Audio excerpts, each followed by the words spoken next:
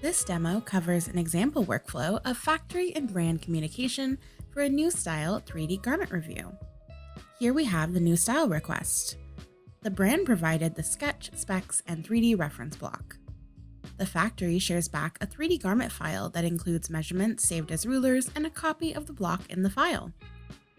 Here I have the new style open as well as the text sketch for reference. In the 2D window, the block pattern is in the top of the window and the new style pattern is below it. Before we begin reviewing the garment, we always check that the avatar, digital fabric, and pattern match what we would review physically. We start reviewing the garment by checking how it looks in the 3D window.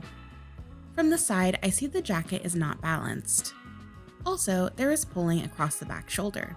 Let's focus on these two issues. Working physically, you may be used to checking in with your fit model on how the garment feels. We can get this type of information from the tension and pressure map. The tension map shows how much force is being put on the fabric by the body. The pressure map shows how much force is being put on the body by the fabric. The front shoulders are yellow, almost orange. We want the shoulder to feel comfortable and relaxed. Considering the intended fit, the color shows it may feel restrictive or too tight. Remember that different fit intent and fabric used affect what a color suggests. For example, if this was intended to be a compression top, yellow throughout the garment may be the correct fit. Now let's look at the 2D patterns. We can check the rulers saved in the file and confirm they match the requirements. Select a ruler to see the measurement highlighted on the pattern. We can export a CSV file of the measurements if we'd like to compare them in Excel. We can also compare the 2D patterns to confirm the block was referenced. Now let's add our feedback in the file. First, let's address the shoulder. Using Stitch Release, we can digitally cut the seam to show how we want the shoulder to fit.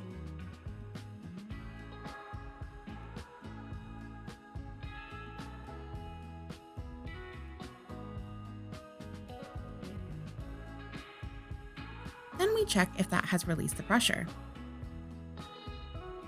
We can adjust it more if needed.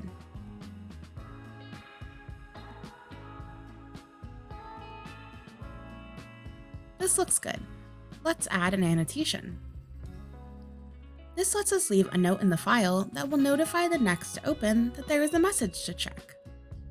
When the factory receives the file, they can open the annotations and measure the gap to inform their pattern alteration.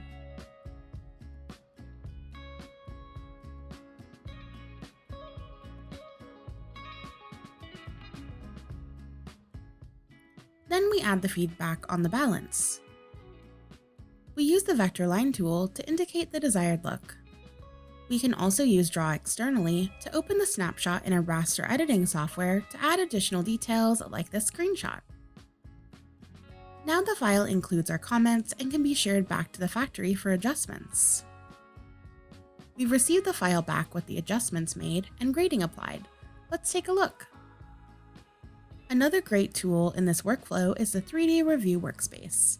This can show multiple 3D windows at a time. Here we have the size medium in an arms down pose. We can load the same snapshot in a second window to compare the same avatar in another pose.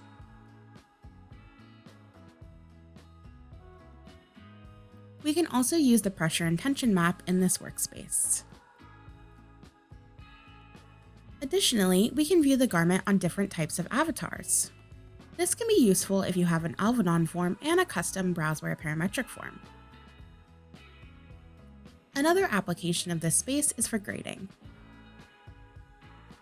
We can view the garment on a size set. Here we have the extra small, medium, and extra large, so we can confirm the fit is consistent across sizes. We can also view and adjust the grading from this workspace.